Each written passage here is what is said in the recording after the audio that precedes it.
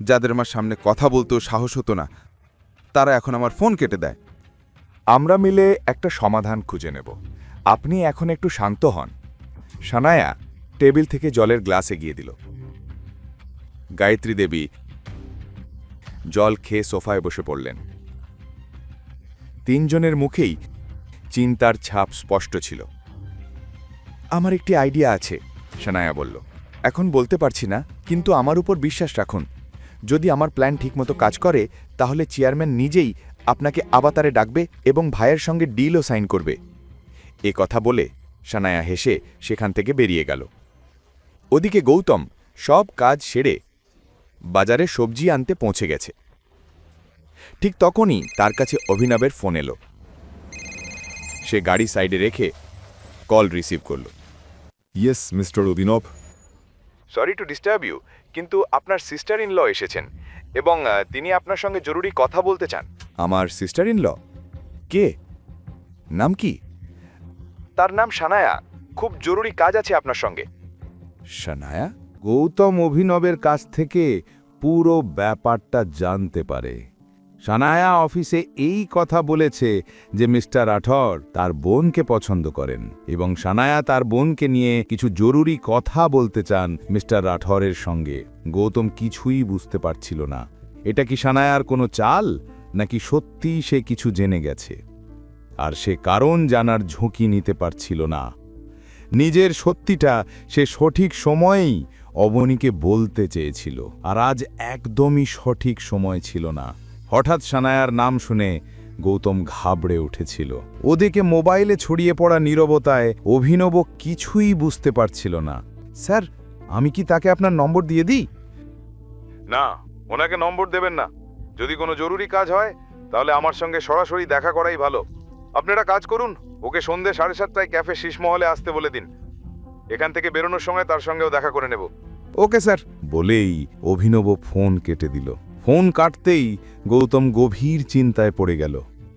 তার মনে হচ্ছিল তার সত্যিটা হয়তো সবার সামনে ফাঁস হয়ে যেতে পারে।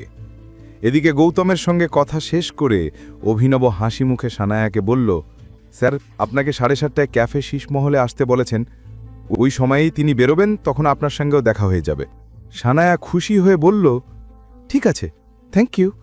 পরের মুহূর্তেই সে টেবিল থেকে ব্যাগ তুলে নিল এবং ঘড়িতে সময় দেখল। তার হাতে আর বেশি সময় ছিল না। তার উপর এটাই হতে চলেছিল রাঠর পরিবারের সঙ্গে তার প্রথম ইন্টারঅ্যাকশন। সে সঙ্গে সঙ্গে মল থেকে নিজের জন্য একটা ড্রেস কিনতে বেরিয়ে গেল। অভিনব কিছু বলতে পারার আগেই সানায়া ভ্যানিশ হয়ে গেছিল। এটা দেখে অভিনবর একটু অদ্ভুত লাগলো। অবতার অফিস থেকে বেরিয়ে সানায়া বড় একটি শপিং মলে চলে গেল। মনের মধ্যে সে বলল, দাদিশা, গুড নিউজ পরে দেব। আগে আমি দেখে তো নিই যে কে সেই মানুষ যে পুরো পৃথিবীকে বাদ দিয়ে অবনীর মতো মেয়ের প্রেমে পড়েছে এবং আমায় দেখা করতে এত তাড়াতাড়ি রাজি হয়ে গেল এই শুনে যে আমি অবনীর সিস্টার ইন ল। এই ভাবতে ভাবতে সনায়া মল থেকে একটা দারুণ দামি ড্রেস কিনে ফেলল। দেখতে দেখতে 6টা বেজে গেল। সে 1 মিনিটও লেট হতে চাইছিল না। পরের মুহূর্তেই সে গাড়ি নিয়ে ক্যাফে শীষমহলের দিকে রওনা দিল। ক্যাফেতে পৌঁছে চারপাশে তাকালো। চারদিকে কেউ নেই, পুরো ক্যাফে ফাঁকা। ফাঁকা ক্যাফে দেখে সে কোণের একটি টেবিলে গিয়ে বসে পড়ল। কিছুক্ষণ পর ঘড়িতে তাকিয়ে দেখল 7:30 হতে মাত্র 10 মিনিট বাকি। এটা দেখে সে নিজের চুল ঠিক করতে লাগল এবং গেটের দিকে তাকিয়ে রইল। সময় যত এগোচ্ছে তার হৃৎস্পন্দন ততই বাড়ছিল। চুল ঠিক করতে করতে সে শুনল দরজা খোলার শব্দ। ঘড়িতে দেখল 7:30 ঠিক। তার চোখে উজ্জ্বলতা ফুটে উঠল। পরের মুহূর্তেই সে হাসি মুখে চেয়ার থেকে উঠে দাঁড়াল।